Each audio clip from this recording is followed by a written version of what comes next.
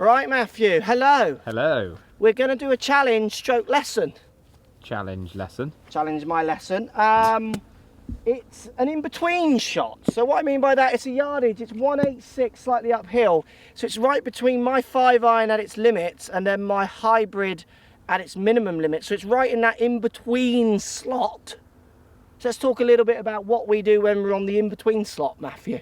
Okay. Yeah? Yeah. That's it. This is it. Let's get stuck in.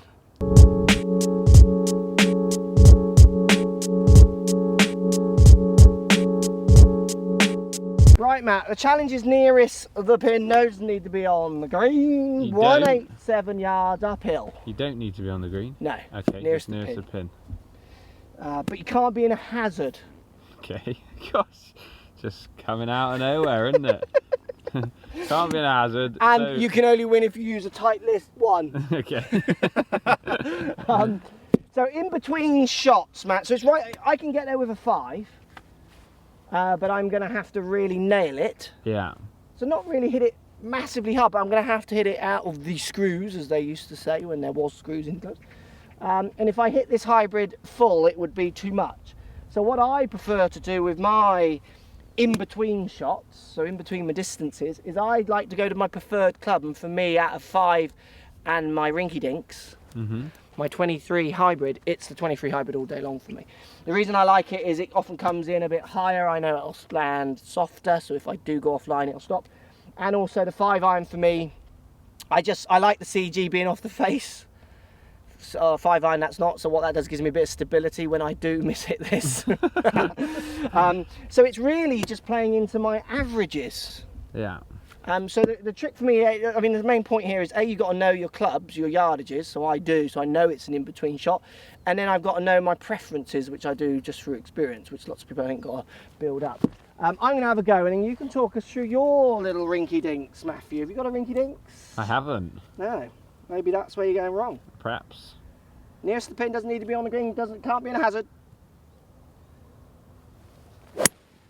Oh, see, that's beautiful, Matthew. See the height that gets? Yeah.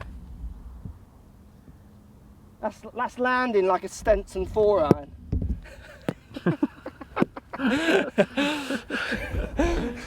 Stenson my 4-iron. So Matthew, that is beatable. So I'm like maybe pin eye left. Yeah. On the green, landed and stopped. My choice. I kind of chipped that. My choice depends on where the pin is as well. Oh right, interesting. So, like, if my pin's right, then I want to fade in a little 4. Oh, so you're like left, then I want to pound a high draw in there. That's interesting. So I was asking about with my rinky dinks there, Matt. So let's just go through that again. So you're saying if the pin was on the left, you would high draw it in, is how you see it, and if the pin's on the right, which it is, you're going to now move it in with the slope and into the pin. Now that's a very good point. So that's. And like it's also like there's no wind here, but I think it's because of that bush, because I think the wind is off the right. Yeah, did you see my move a bit to the left? So that would have something to do with it as well. But okay, like, that's interesting. So you're going in between clubs on the shape that you hit. Yeah. And then how you see it. Now that's quite a specialised way. Like lots of the guys are going to struggle because they're just trying to hit a shot. Yes. But a very good point for the people who are willing to move it. Let's see you do it then, Matt. Can you pull it off? Talk's a good game. Oh yeah, he's done it. Oh, it didn't move. That's on the left side. Get inside him and sit. Oh, that's going to be a get up there and see the challenge. That's a close one. That was low, wasn't it? Yeah, 2 in between shots. 2 ways of doing it, Matt, isn't there? Yeah, well, there's more than 2 ways. Yeah, there's more, isn't there? I choose rinky dinks. Get out of it. There you go. Let's check. Right. Oh. Tightless, my one. That's the beauty of the high Stenson flight, Matthew. Just grabbing the pitch mark. There it is. So I landed here. Do you not reckon that's mine? No, I reckon you were back there. You were coming in low. You were coming in low, Captain. So the moral here is get some height and some stop. I mean, 2 decent shots. I think the moral here more is that A, I've won. Amen. And B, it's more that we know our own games. There's no right and wrong way, is there? It's knowing your way of doing it is the answer. And, experiment with it and see absolutely. what works best. Like, you might just not like one shot and just stick with the one you like all the time. Yeah, absolutely. And the other thing as well is this shot, the favourite shot can change, can't it? So if you'd already tried to cut your 4 irons or one that hadn't come off, you think, oh, I'm just going to draw my 5 iron. It can change dynamically.